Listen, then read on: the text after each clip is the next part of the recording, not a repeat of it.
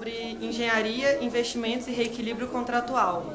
Para compor a mesa, convido Dino Batista como moderador, os painelistas Luiz Fernando Ururaí, Rafael Veras e Tarcísio Gomes.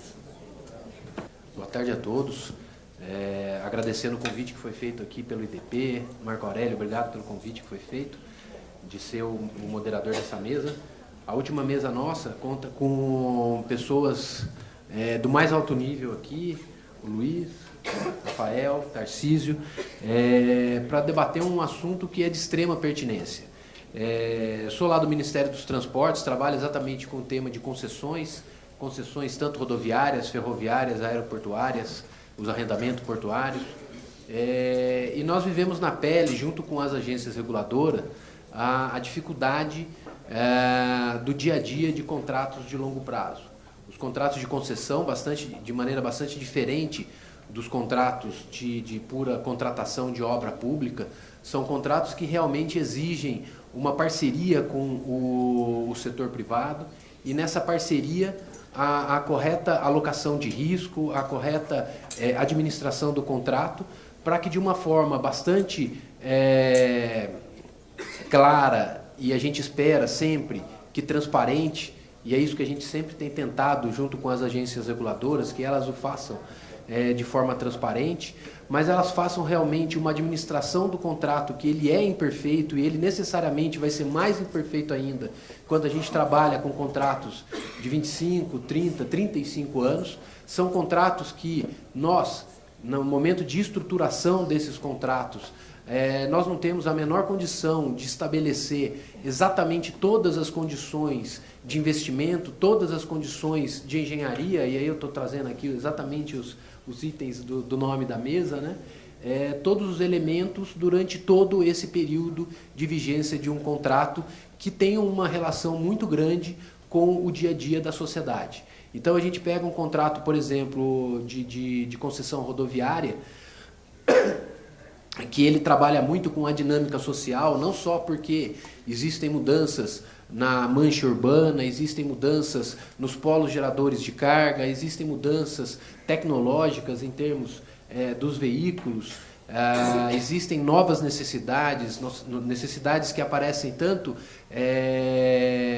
da sociedade como um todo, mas como do mercado, ou seja, da esfera econômica, e que mostram que realmente há necessidades de alteração nesses contratos. Porém, a gente sabe que devem existir limites a essas possibilidades de alteração, devem existir procedimentos claros para essas possibilidades de alteração, de maneira que o equilíbrio econômico-financeiro dos contratos seja mantido. Então aí entra exatamente o último tópico dessa mesa, que é o reequilíbrio, e que nós podemos ver nas falas dos três painelistas a palavra reequilíbrio econômico desses contratos. Então, acho que é um tema de extrema importância lá para o Ministério, para as agências e para todo esse setor, digamos, que é o direito da infraestrutura. Então, agradecer novamente aos painelistas e já passar aqui a palavra para o Luiz Fernando Ururaí de Souza, que é o secretário de Fiscalização de Infraestrutura Rodoviária e de Aviação Civil, lá no Tribunal de Contas da União, pessoa com a qual temos extensa relação aí nos diversos projetos de concessão que fazemos. Luiz, por favor. Bom, boa tarde, senhoras e senhores. Em primeiro lugar, agradecer o convite feito pelo Dr. Marçal e pelo Dr. Marco Aurélio, de poder falar alguma coisa sobre mecanismos para o reequilíbrio econômico-financeiro nos contratos de concessão. Bom, e aí, também já peço desculpas, porque eu vou falar e terei que sair porque ontem recebi um chamado do meu chefe para uma reunião às 18, então terei que me ausentar, mas enfim. Pois é. Bom, e aí, dentro dessa encomenda feita, né, já começa aí uma primeira delimitação de escopo, né, que é a visão do TCU. E eu gosto sempre de deixar claro que o TCU, né, formado por seus ministros, né, que costumam, quer dizer, costumam não, né, mostram a posição, suas posições, né, por meio de deliberações, sejam monocráticas ou colegiadas. Então, ao falar da visão do TCU, eu tenho que me ater a essa visão, né, dos seus ministros, né. Bom, por conta disso, né, e também a segunda delimitação em relação ao tempo que eu tenho para falar, né, eu escolhi trazer 3 acórdãos do tribunal e aí fazer alguns comentários, né. Esses acórdãos, de alguma maneira, né, alguns mais, outros menos, mas todos eles falaram sobre esse problema de reequilíbrio econômico-financeiro. Então, a ideia é trazer uma rápida contextualização dos temas que foram tratados nesse acordo e depois comentar a deliberação no que tange ao reequilíbrio, né. Bom, e a terceira delimitação foi que, como no momento eu trabalho com rodovias e aviação civil, eu acabei trazendo 3 acórdãos sobre o tema de rodovias, né, e acórdãos recentes, né. Bom, então, já passando para o que eu tenho que falar em si. Bom, o primeiro é o acórdão que vale a pena comentar, é o 738 de 2017, né. Especificamente, ele tratou de um tema concreto que foram as obras da nova subida da Serra de Petrópolis, né. E o que acontece? Uma pequena contextualização, né. Essas obras da nova subida da Serra estavam previstas no contrato, no programa de exploração da rodovia, assinado lá na década de 90. Né? Só que o cronograma previsto acabou não sendo cumprido, né? Essas obras eram para estarem prontas em 2016. Mas, por uma série de razões, né, os projetos só foram desenvolvidos em 2011. Né? E o que aconteceu? Os recursos que estavam previstos inicialmente para fazer frente a essa obra, quando se desenvolveu o projeto, se mostraram, digamos, bastante acanhados, né, para o porte da obra do projeto que foi desenvolvido. E aí eu digo bastante acanhados por quê? Porque o projeto desenvolvido chegou aí na casa de 3 vezes, até um pouquinho mais, do valor que havia sido previsto lá na década de 90. Isso tudo levando a valores iniciais, né? E isso aí, obviamente, que no tempo a coisa ficou bem grande. Bom, e aí o que acontece? Por conta desse aumento dos valores e o valor da tarifa que era cobrado na concessão, né? É a concessão das rodovias federais hoje que tem a tarifa mais alta, né? E também o problema da proximidade do término do contrato, que termina agora em 2021, né? Acabou que optou-se por, né, seria inviável, né, fazer uma alteração na tarifa, né, para reequilibrar o contrato de forma que ele absorvesse esse investimento, né, na nova subida da Serra, né. Então, pensou-se, né, a solução encontrada, né, foi por meio de aportes diretos da União, né. E aí, o que acabou sendo o principal que foi tratado no acórdão sobre manutenção de reequilíbrio, né? Bom, contratualmente, o contrato lá dizia que o equilíbrio seria exclusivamente por meio de revisão de tarifa, né? Caso não fosse possível, que haveria execução do investimento diretamente pelo poder concedente. Isso estava no contrato. Bom, não tinha, né, a previsão de aporte. Então, isso era, né, não havia essa previsão lá no contrato. Bom, ao fim, essa foi a escolha adotada, né, a previsão de aporte. Pois bem, quando se olhou o valor calculado do aporte, né, o que aconteceu?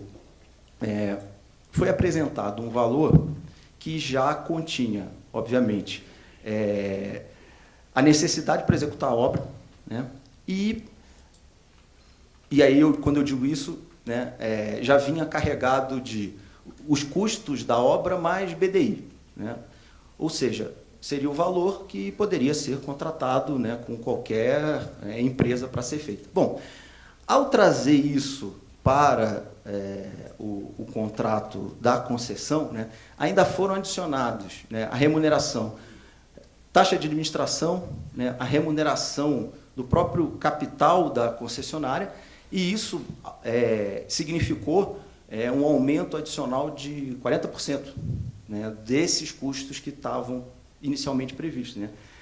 E isso, inclusive, ia contra o próprio normativo da agência, a Resolução 3651, né, que falava que, no caso de aporte, seria para ser passado à concessionária apenas o valor necessário para fazer os investimentos, e não esse custo adicional, né, que acabou que, enfim, seria algo como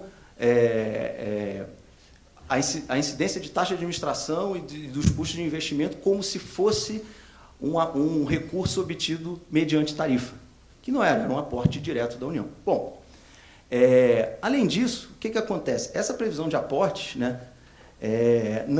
não tinha sido prevista, né, não havia dotação suficiente para ela, né, ela não tinha sido prevista na LOA, na LDO, não tinha sido previsto no PPA, já que era uma obra que duraria provavelmente alguns anos, né? Então, esse era um outro problema que foi apontado nesse acordo, nesse mecanismo de reequilíbrio, né? E, por fim, né, o que havia... qual foi a previsão que constou do 12º termo aditivo, né, que foi o que pretendeu fazer o aporte, né? Dizia lá que, caso houvesse atraso da União, né, em fazer os aportes, a solução seria a prorrogação do contrato, né? E essa prorrogação, né, caso o aporte não fosse integralmente feito pela União, chegava a 17 anos de prorrogação contratual para fazer frente ao reequilíbrio necessário, né? Só que essa prorrogação, né, não estava prevista também inicialmente no contrato, né? Bom, por tudo isso, né, ao analisar todas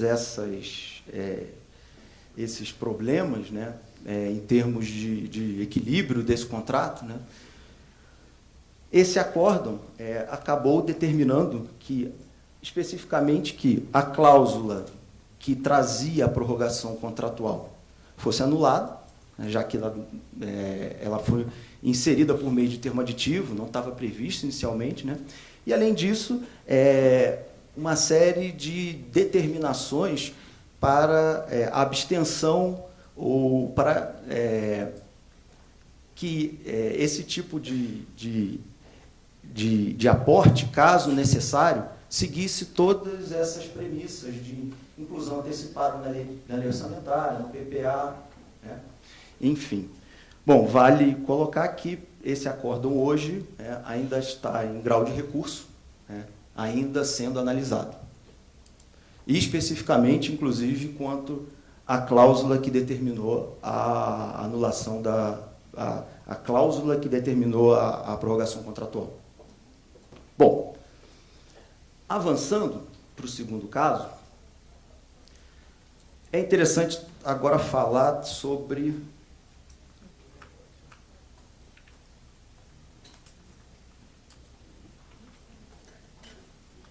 o caso da lei dos caminhoneiros, lei de 2015, que o que ela previu? Né? Duas coisas que trouxeram um impacto às concessões rodoviárias. Né? Primeiro, a possibilidade de que caminhões que trafeguem vazio levantem um eixo, né? Ou seja, ele acaba pagando menos no pedágio. Né? No fim das contas, né? Ele levanta um eixo, tem um número menor de eixos rodantes, então ele acaba tendo um desconto no pedágio. E o segundo impacto foi, ela possibilitou um incremento de carga, por eixo dos caminhões, né? Um incremento de 2,5%, né? No peso, né? Por eixo dos caminhões. Bom, esse incremento, né? Acaba trazendo necessidade de esforços maiores de manutenção para o pavimento. Como isso não estava previsto contratualmente, né? Essa lei apareceu depois, houve a necessidade de fazer um reequilíbrio, né? E aí esse reequilíbrio vai atingir, né, todos os contratos de concessões rodoviárias, né? E optou-se por fazê-lo via fluxo de caixa marginal. Bom, até aí, ok, né? Acredito que não tenha nada problemático em relação a isso. Bom, e o que ocorreu? Existe uma comissão externa no Congresso que trata especificamente da concessão da Eco 101 no Espírito Santo, né? E a comissão representou o tribunal, né? E especificamente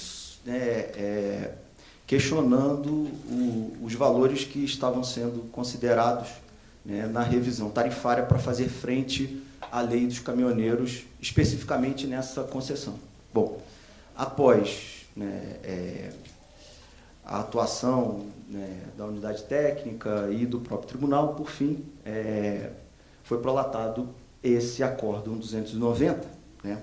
E o que ao fim foi se tratado nesse processo? Bom, esse impacto da lei dos caminhoneiros, né, ele, a princípio, ele foi calculado, né, levando em conta um estudo que foi feito, né, para avaliar o impacto do aumento da carga de 1 tonelada em cavalos mecânicos, né? Ou seja, veja que esse estudo, o estudo base, tratava de aumento de carga em eixo de cavalo mecânico. E a gente está falando de aumento de carga por eixo dos caminhões como um todo. Ou seja, são coisas bem distintas, né? Bom, mas de qualquer maneira, esse estudo que foi utilizado, né, trouxe um valor percentual, né, de aumento do reflexo no pavimento, né? Ou seja, ao fim, o que ele disse? Que esse aumento de 2,5% na carga por eixo traria um impacto, uma necessidade de um aumento de manutenção de 10,5% no pavimento. Bom, então esse foi um primeiro apontamento, né? O estudo não era adequado ao caso, certo? O segundo estava na estimativa dos custos necessários para suportar o incremento, né? Foi utilizado, né, os custos médios gerenciais do DENIT, né, que são utilizados para efeito de planejamento, né? E aqui a gente estava tratando de um problema real que aconteceria, né? Então, do ponto de vista da engenharia, né, seria necessário um estudo mais aprofundado, né, do impacto que isso causaria. Por quê? Ao fim, o que aconteceu?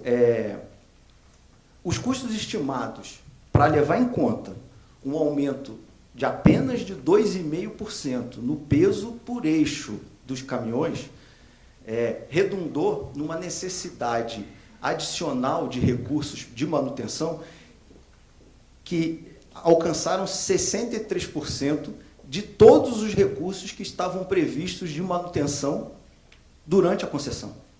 Então, houve a princípio, uma disparidade muito grande de valores. Como apenas um aumento de 2,5% causa um problema que chega a 63% de todos os custos de manutenção envolvidos. Bom, e por fim,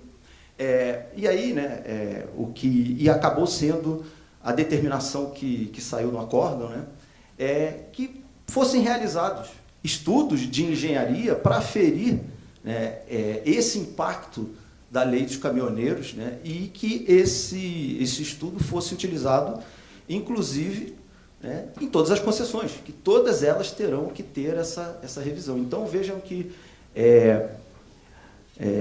não houve um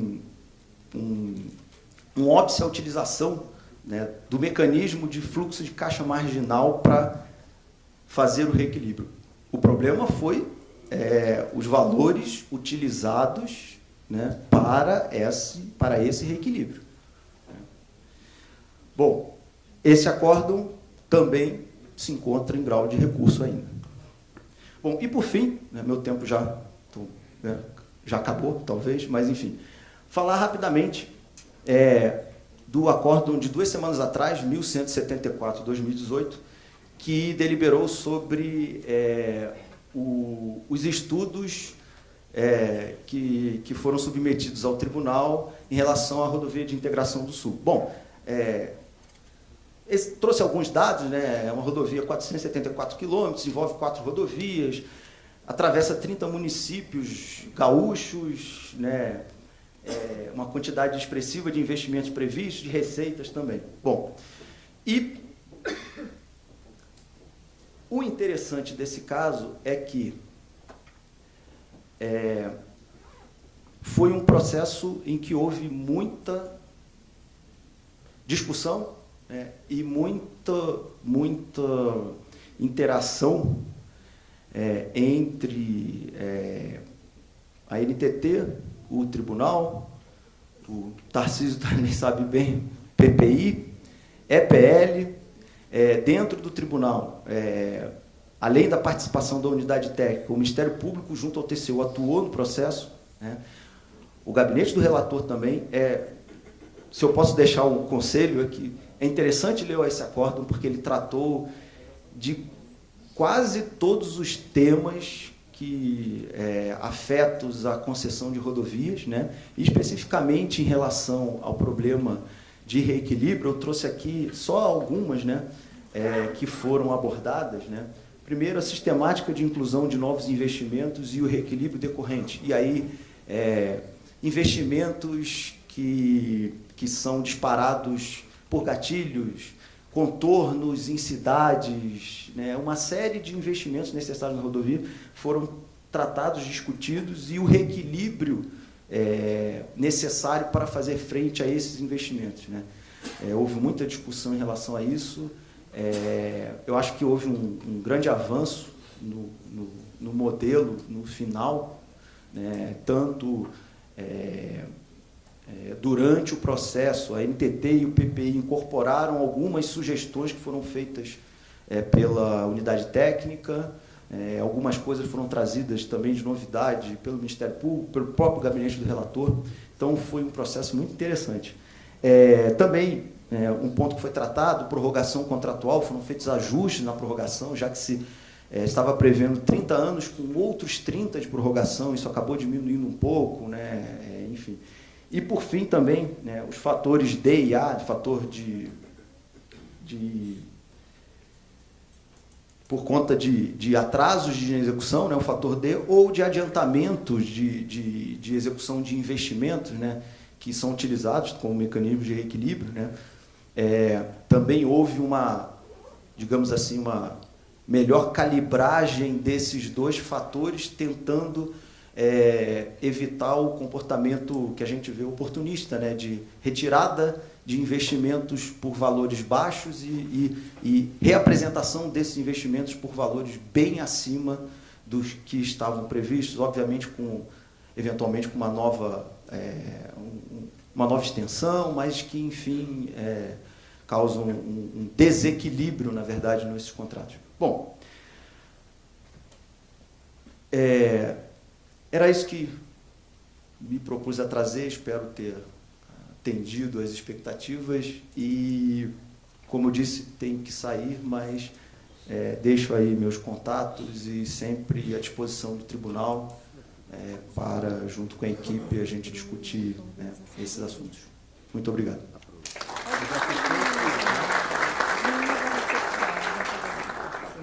Obrigado, Luiz Fernando. Realmente esse processo último da RIS, ele foi bastante rico, teve uma discussão enorme entre todas as esferas aí que estavam participando. Acho que foi um desenvolvimento bastante grande que a gente conseguiu no modelo de contratação, e a gente espera agora poder ter realmente um sucesso nessa licitação que deve ser bastante próxima. Agora, realmente, o Luiz faz bem, é uma boa estratégia atender o chefe quando o chefe chama. Queria aqui, então, passar a palavra para o Rafael Veras, que vai falar sobre extensão de prazo para fins de reequilíbrio, a previsibilidade contratual e os limites. Rafael.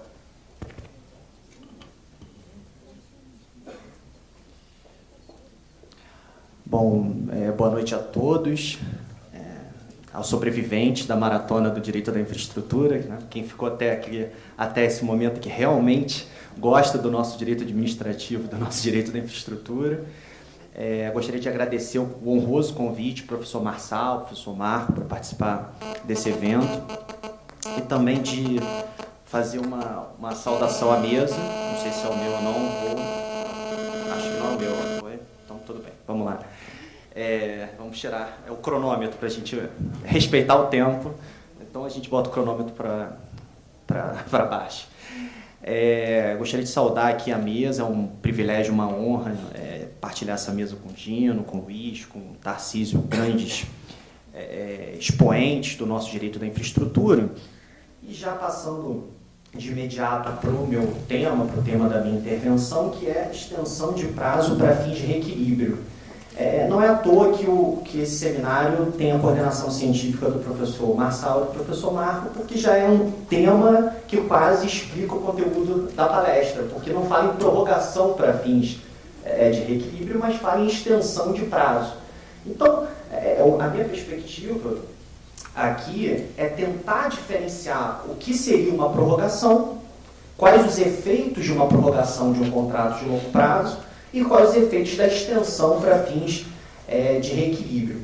Isso me parece uma clássica situação de nós, advogados, nos depararmos com o direito atrás dos conceitos econômicos. O direito acaba perseguindo as novidades da economia ou da sociologia, e o caso da extensão para fins de reequilíbrio ou o caso de prorrogação é um caso em que o direito não conseguiu disciplinar bem o elemento prazo nos contratos de longo prazo. Prazo que é um elemento econômico e não jurídico.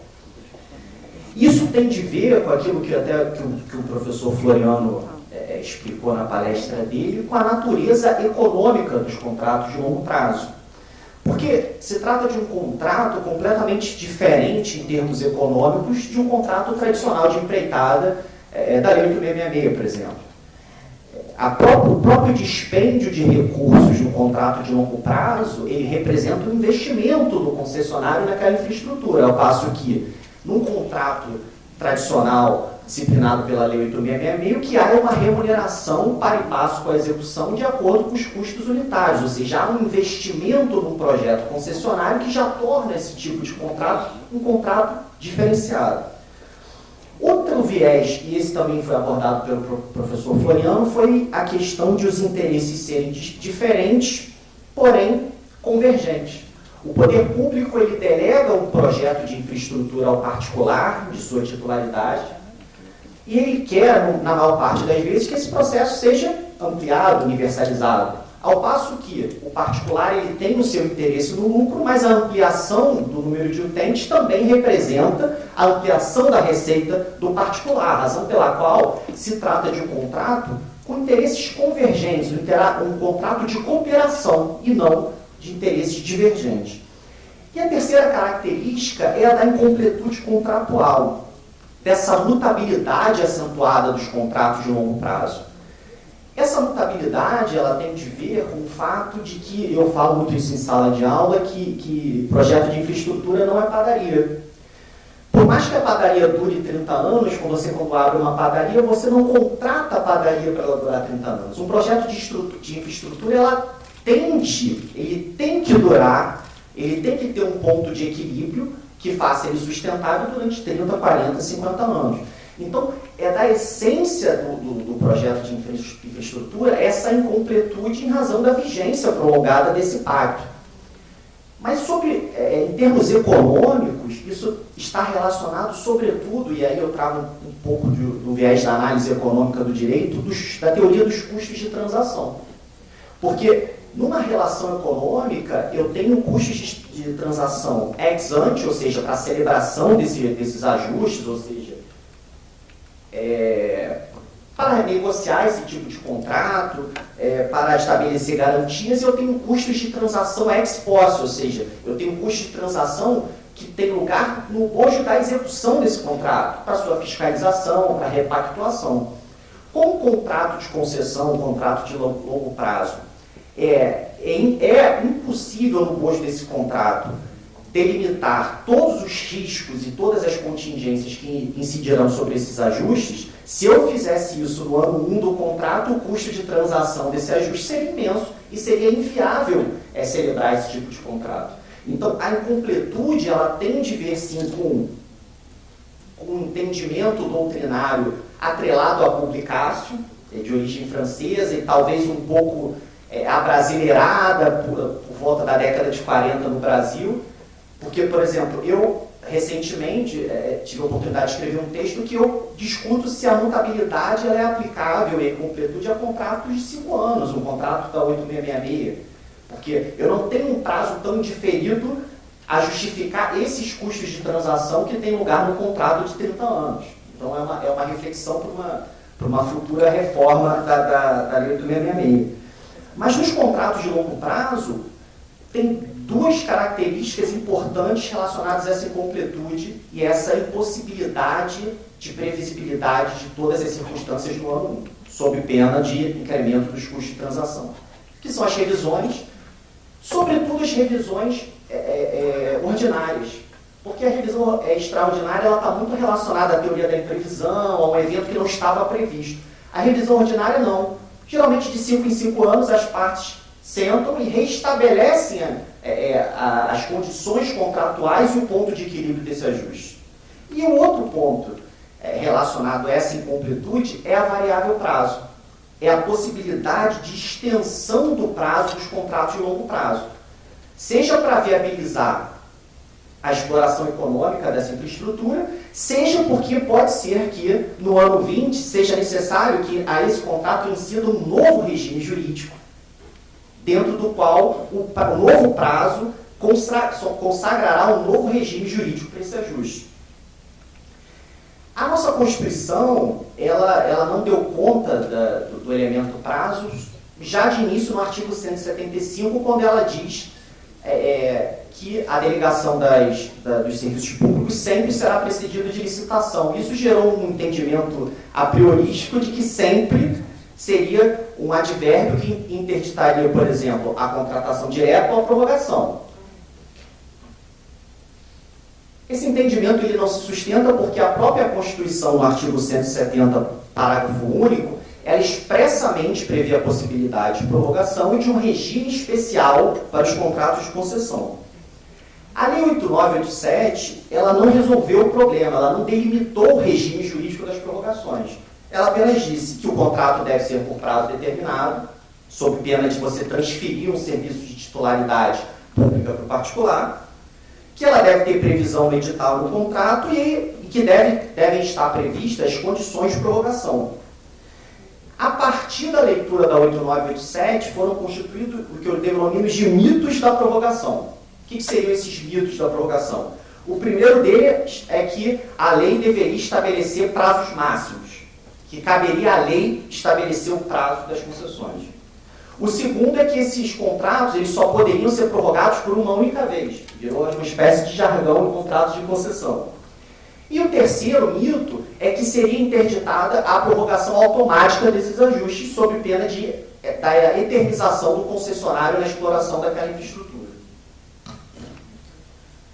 A fixação de prazos máximos, ela cai, primeiro porque a Lei 8987 ela tem um caráter geral e ela não poderia disciplinar serviços públicos de outras entidades e estabelecer prazos máximos sob pena de violação do Pacto Federativo. Segundo, que existem diversos serviços públicos submetidos a distintos regimes jurídicos. Há a instituição da concorrência simétrica e assimétrica entre os serviços públicos. Então, não teria como... a lei não seria um instrumento adequado para disciplinar o prazo máximo de um contrato de concessão. E por que isso? Porque o prazo não é um instrumento jurídico, ele é um instrumento econômico. No Chile, por exemplo, o prazo chega a ser uma questão, um requisito de julgamento da licitação de quem consegue amortizar os investimentos no menor prazo. Ganha a licitação quem consegue se sagrar vencedor no menor prazo. As novas diretrizes da União Europeia também dizem que não cabe à lei disciplinar o prazo máximo para concessão, mas que o prazo deve ser estabelecido pelo poder concedente de acordo com o fluxo de caixa do empreendimento e da necessidade de amortização. Então, esse mito vem sendo desmistificado. A prorrogação por uma única vez, o decreto de portos agora de 2017 permite expressamente que nos contratos de arrendamento você possa prorrogar não por prazos iguais ou por mais vezes, de acordo com a peculiaridade econômica de cada contrato. Assim também foi nas concessões de aeroportos. O terceiro mito que caiu é a vedação à prorrogação automática. Em regra, ela realmente poderia causar prejuízos à moralidade, mas, por exemplo, serviço de radiodifusão, televisão e rádio, prorrogação automática.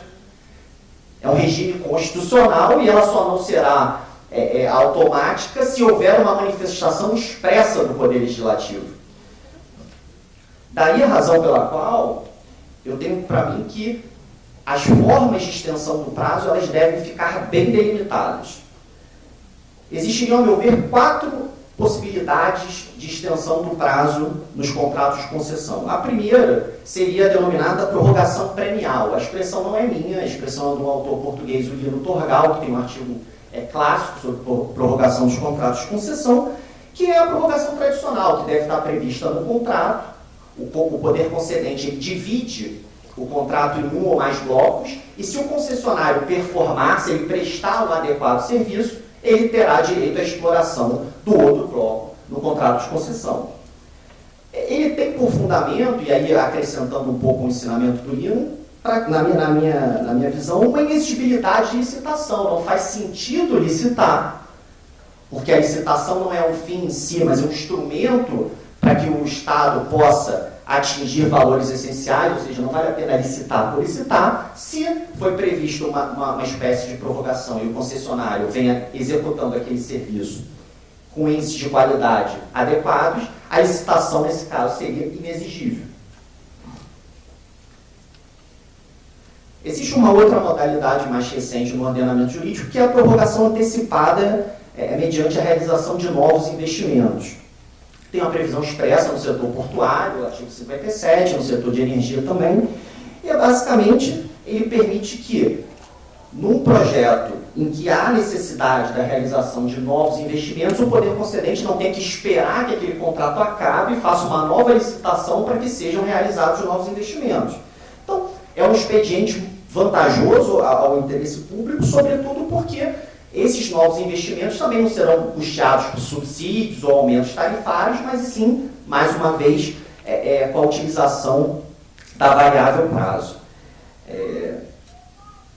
Esse instituto da prorrogação antecipada... Como é que é o meu prazo? Só que eu tive que tirar o pronome só para não...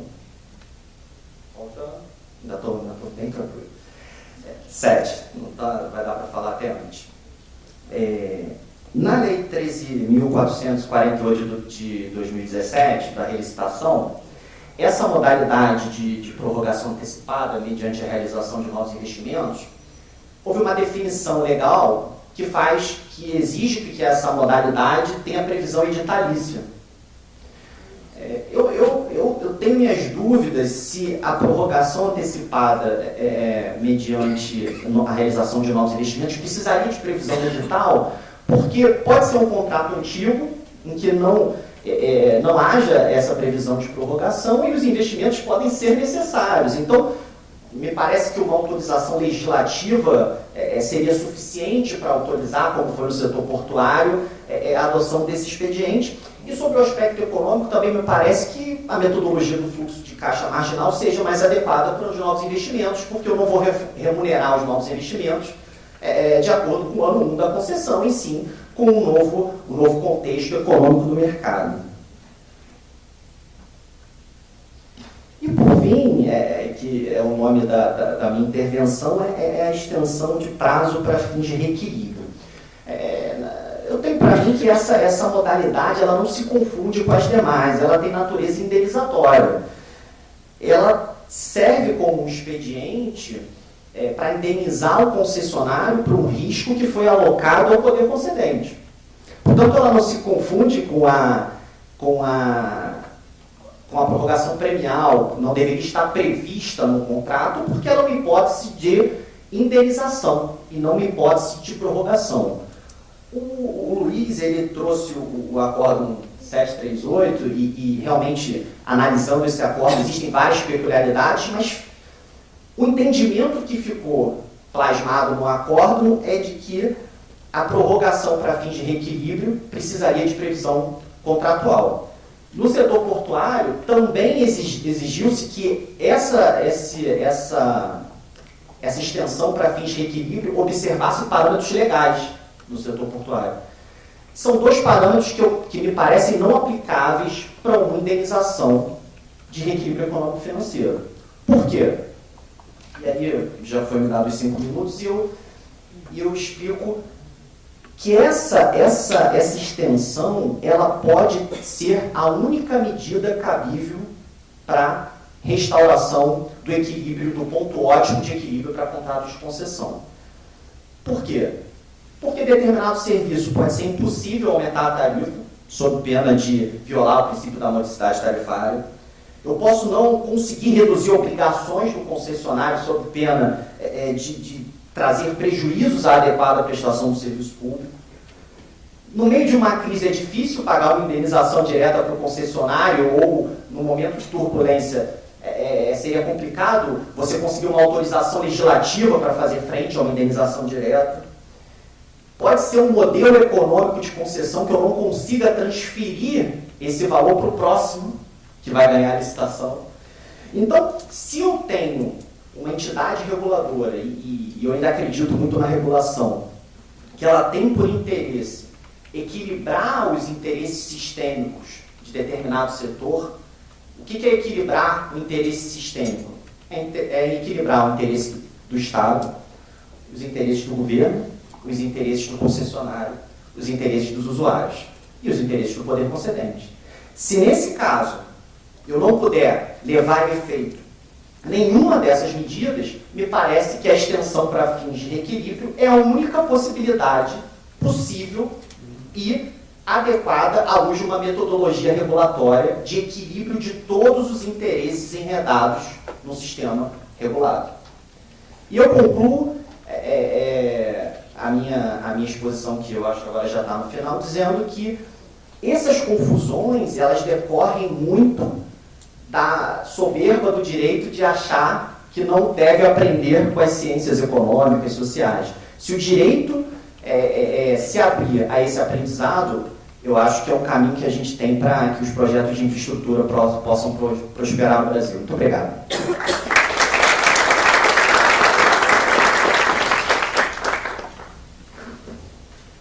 Bom, eu que agradeço. Essas suas colocações foram bastante pertinentes para o dia a dia nosso. várias situações, discussões sobre exatamente esse ponto que você colocou, sobre indenização, caráter indenizatório de uma possível prorrogação. No caso da Concerna, a gente discutia até, porque foi colocado aquela última cláusula, falando que se a gente não pagar, a gente prorroga. E na minha leitura, aquilo não deveria nem ter existido, aquela cláusula. Mas não porque não haveria a possibilidade de prorrogação, mas porque era desnecessária. Porque se o poder concedente não conseguisse pagar, naturalmente, forçosamente, haveria uma possibilidade de outra de indenização. E no caso, haveria só uma, o que seria a prorrogação. Então é bastante interessante esse tipo de discussão, e eu acho que a gente tem desenvolvido bastante esse setor aí no direito administrativo, né? Agora vou abrir para o nosso grande companheiro, Tarcísio Gomes de Freitas, nosso monstro lá no PPI. Tarcísio vai conversar aqui com a gente sobre o equilíbrio pelo fluxo de caixa marginal, a possibilidade desse modelo. Tarcísio, mais que agradeço a sua presença aqui. Boa tarde a todos. Eu que agradeço, me sinto honrado de estar aqui hoje. Agradeço aos organizadores, professor Marçal. É uma alegria estar diante de um monstro. Esse é o monstro. Quem não estudou nos livros do professor Marçal, veja o professor Marçal aqui, enxerga uma entidade. Agradeço ao professor Marco Aurélio, com quem eu estou tendo o privilégio de aprender todo dia. O Marco me ensina todos os dias, é um monstro também. E para quem não conhece, é o Duque de Buckingham, do PPI. E já que agora vocês já conhecem o Duque de Buckingham da PPI, vocês vão conhecer o ogro, o Shrek da PPI, que sou eu.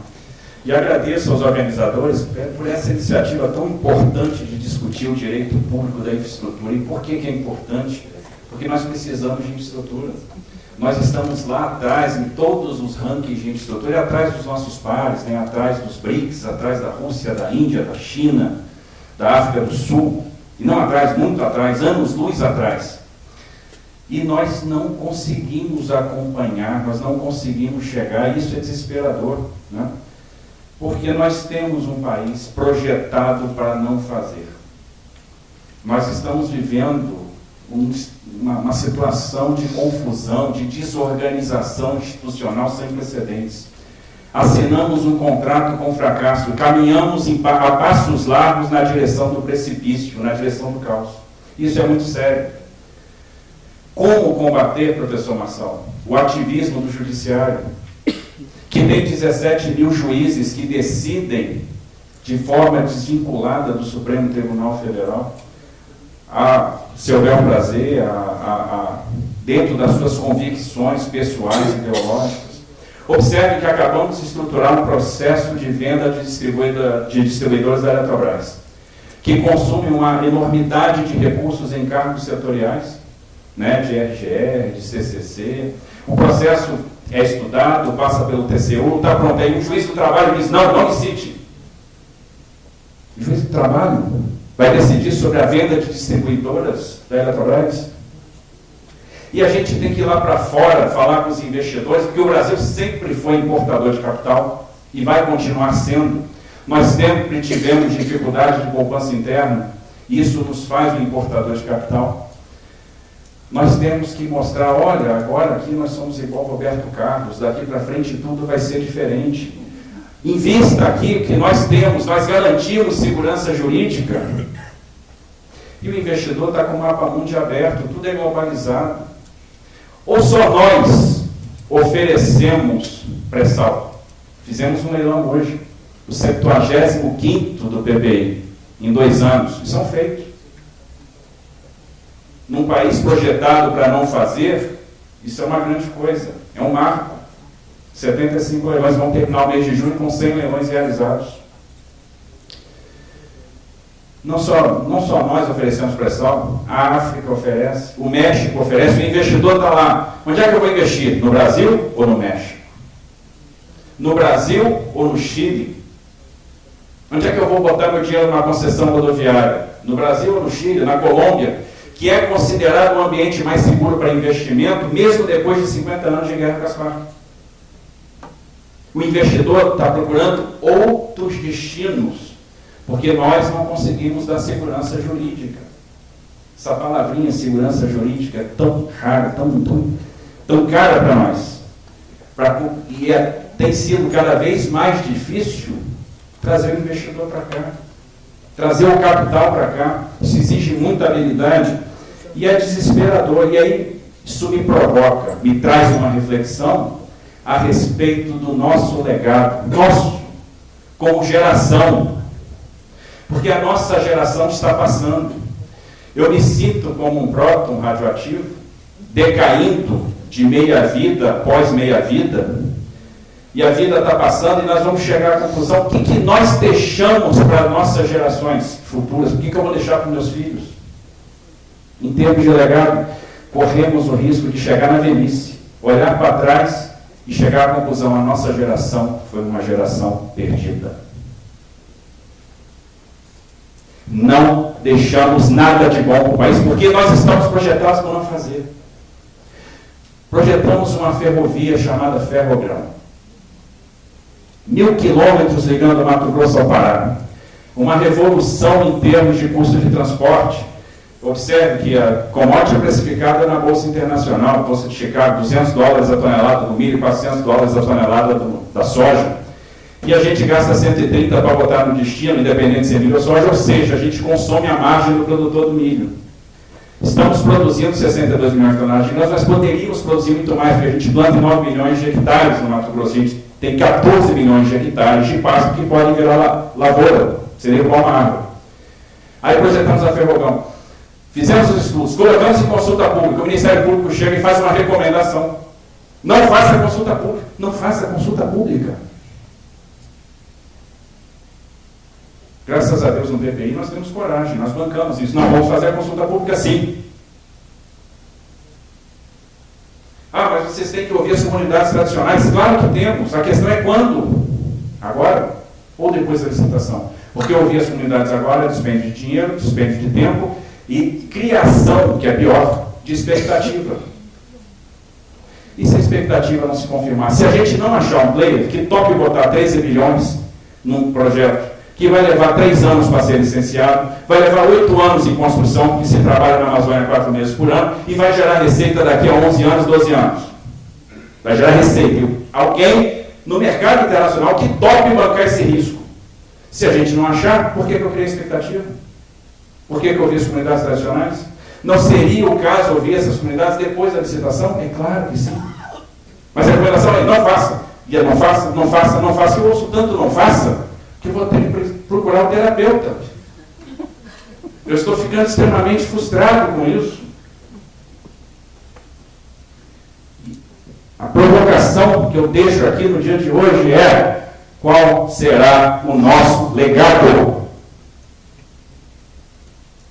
Como vencer as amarras de um país que está projetado para não fazer e que criou uma administração pública medrosa?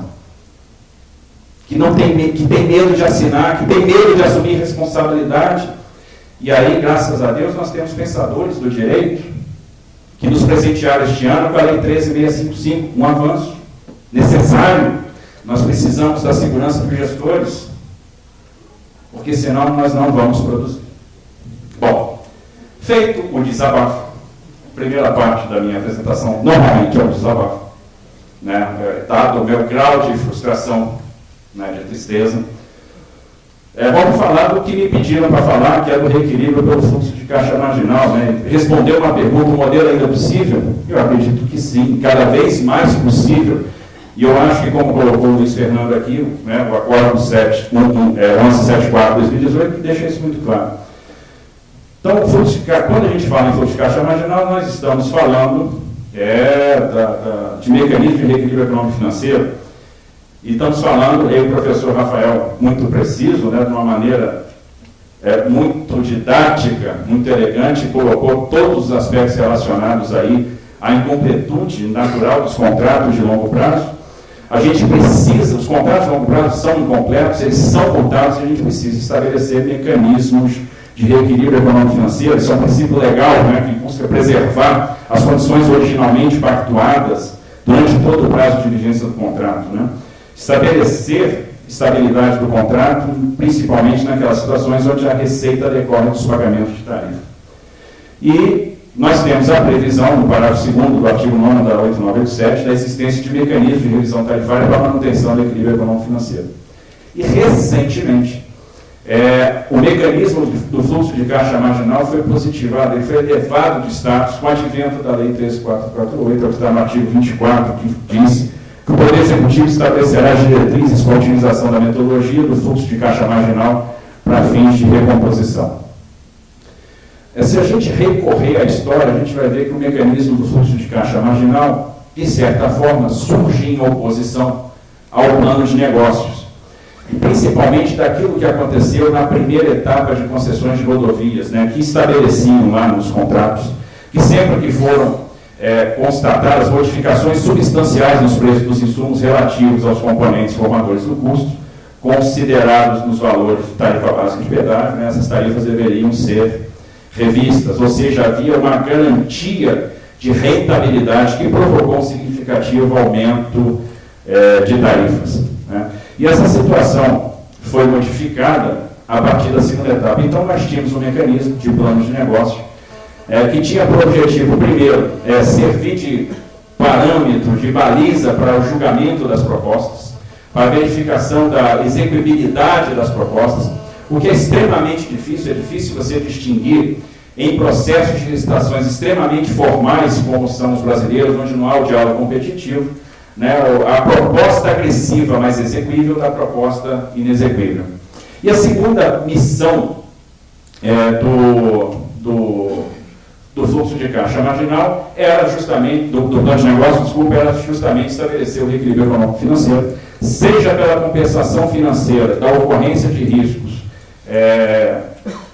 que afetavam uma parte e estavam atribuídos à outra, ou seja, pela inclusão de novos investimentos.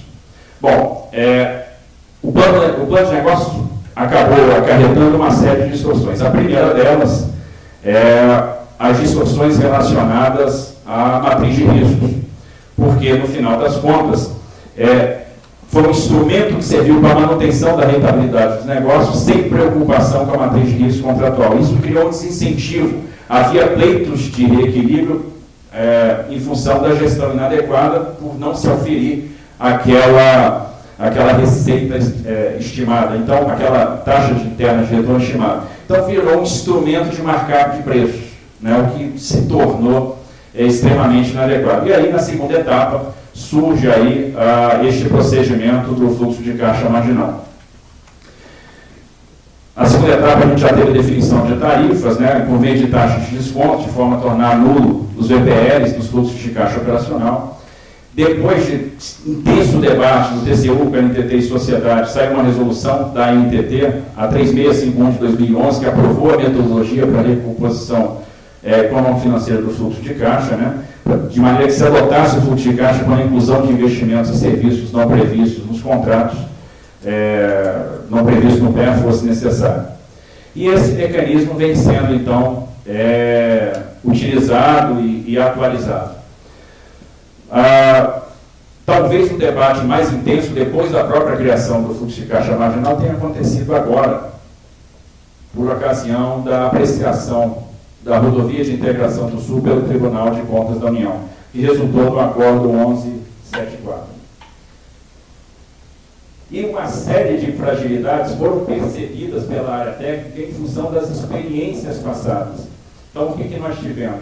Nós tivemos um fracasso da terceira etapa por uma série de razões, uma modelagem que previa aquilo que não era possível prever, por exemplo, a duplicação da rodovia em 5 anos, que eram metas talvez inalcançáveis, isso aliado a descontos excessivos, a muita agressividade na hora dos bids, e talvez com uma percepção dos concessionários na época que haveria uma indulgência do Estado na sequência. E, de certa forma, esse mecanismo de fluxo de caixa marginal ficou na berlinda, ele passou a ser extremamente discutido nessa análise que houve com o Tribunal de Contas. E eu acho que a gente conseguiu estabelecer um consenso acerca do seguinte: talvez o problema não esteja no plano de negócios ou no fluxo de caixa marginal. Ambos mecanismos de reequilíbrio econômico e financeiro apresentam vantagens e apresentam desvantagens. Eu poderia, por exemplo, atribuir como vantagem do plano de negócio a questão de você diminuir a assimetria de informação ou eliminar, talvez, a possibilidade de competição adversa, né, na licitação. Talvez a grande questão do fluxo de caixa marginal esteja na disciplina contratual, no bom arranjo da matriz de riscos e na atuação correta do agente regulador. Isso funciona para o plano de negócios, isso funciona para o fluxo de caixa marginal. Então, prevaleceu a visão, a possibilidade nesse acordo do uso do fluxo de caixa marginal. Isso já tinha acontecido num acordo do TCU, a partir de uma consulta do ministro dos Transportes em 2012. Né? E esse fluxo de caixa marginal ele está previsto, possibilitado. No entanto, uma série de ressalvas foram feitas para evitar o comportamento oportunista, para evitar a desnaturação prematura do contrato. O que vinha acontecendo e aconteceu já na terceira etapa? Dia seguinte da licitação, eu modificava completamente o contrato. Suprimia intervenções previstas via fator D, onde estava ali posto o desconto que tinha sido dado no momento da licitação e embutia novos investimentos via fluxo de caixa marginal, que eram precificados via tabela ciclo, ou seja, precificados de forma cheia. O que se procurou trabalhar nesse novo contrato, nesse novo arranjo contratual, e que deve permear toda a nova etapa de rodovias, é uma rigidez maior, uma maior disciplina na possibilidade de fazer essas alterações. Foi prevista por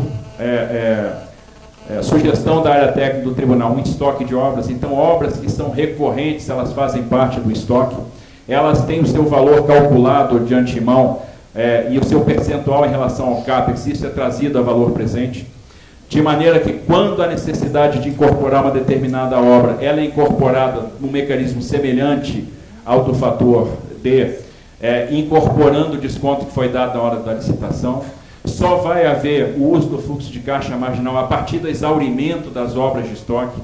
Há uma rigidez maior no que diz respeito à inclusão dos novos investimentos, com a proibição de inclusão de investimentos nos 5 primeiros anos, de inclusão de investimentos nos 5 últimos anos, e as inclusões de investimentos estão adstritas às revisões quinquenais. Há um compartilhamento de risco entre poder público, entre poder concedente e concessionário no que diz respeito a intervenções necessárias por pioria, né, por piora do nível de serviço. Por exemplo, caso haja uma queda no nível de serviço, estoura um gatilho de demanda. O gatilho de demanda me diz, olha, vou ter que fazer uma determinada intervenção. Mas ele não responde quem paga a conta, se vai ser o poder público ou se vai ser o concessionário. E essa pergunta ela é respondida pelo segundo gatilho, que é o gatilho de receita. Se houve receita suficiente para compensar aquela intervenção ou aquela intervenção necessária em função da recuperação do nível de serviço, essa intervenção caberá ao concessionário e não haverá reequilíbrio econômico-financeiro. No entanto, se não houve, se não se auferiu receita suficiente para tal, aí sim o poder concedente que vai pagar essa conta, né? Vai haver um reequilíbrio econômico-financeiro por meio do fluxo de caixa marginal e isso vai ser repassado para a tarifa. Então, foram mudanças importantes no que diz respeito à utilização desse mecanismo de fluxo de caixa marginal. Então, acho que o fluxo de caixa marginal ele está forte, ele é um instrumento viável, tem sido assim, foi assim na modelagem dos aeroportos, Clarissa está aqui, entende bem disso. Na última rodada, o fluxo de caixa marginal é um instrumento para o reequilíbrio econômico e financeiro e permanece isso no estudo dos 13 novos aeroportos que acabaram de ir para o mercado, para consulta pública, né, na lógica dos blocos. Nas rodovias, estamos utilizando o fluxo de caixa marginal, então a gente acredita que é um mecanismo viável. E talvez a grande questão da fragilidade ou não do fluxo de caixa marginal ou do plano de negócio seja, de fato, a atuação correta do regulador e o bom equacionamento, a boa construção de uma matriz de riscos que consiga distribuir de forma equilibrada riscos entre poder concedente e entre concessionário. Então, a gente tem que abstrair um pouco, né, ou partir para a interpretação mais moderna do que é o artigo 2º da 8987, quando fala que as concessões são feitas por conta e risco. Isso não significa absolutamente que o risco tenha que ser atribuído completamente ao concessionário, até porque isso foge à lógica econômica. O risco tem que ser atribuído a quem tem melhor condição de gerenciá-lo. Caso contrário, vai haverá provisionamento. E já na largada, o usuário vai pagar por uma coisa que, se não acontecer, não precisaria estar pagando. Então, a melhor forma de distribuir, de alocar risco, é atribuir para quem tem condição efetivamente de gerenciar. Então, respondendo à pergunta, que é o tema o reequilíbrio do fluxo de caixa é um modelo ainda possível? Eu acho que está forte e é o que está sendo usado.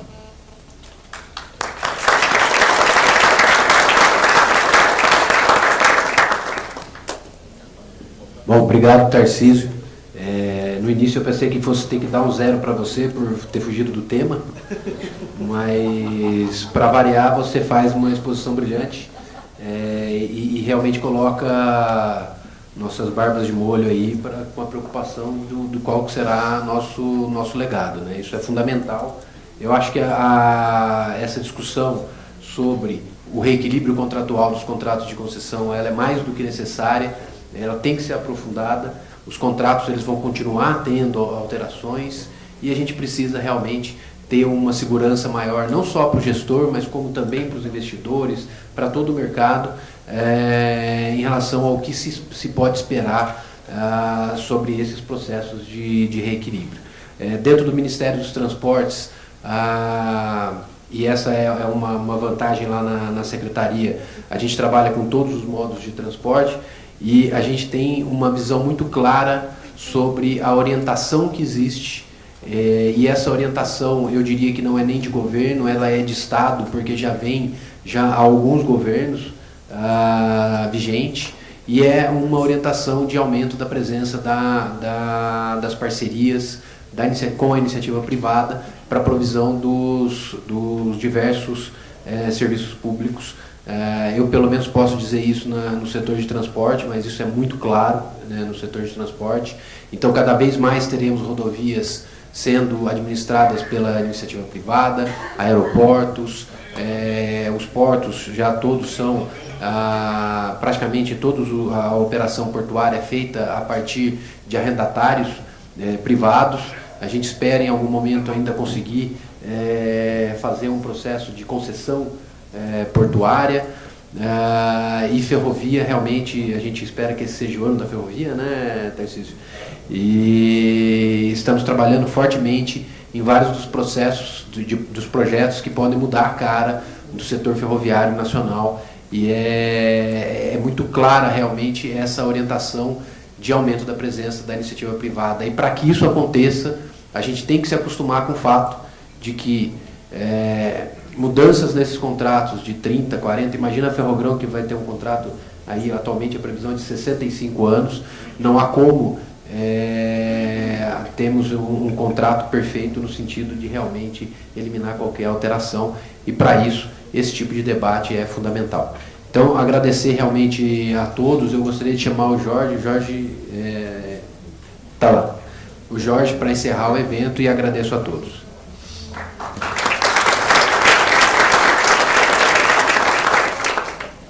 Primeiramente, eu queria agradecer a presença de todos no nosso primeiro Congresso de Direito Público da Infraestrutura.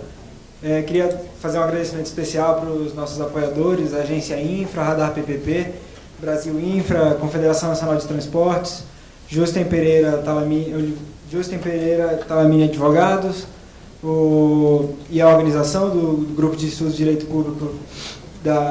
Direito Público da Infraestrutura, do Brasil Infra e do IDP.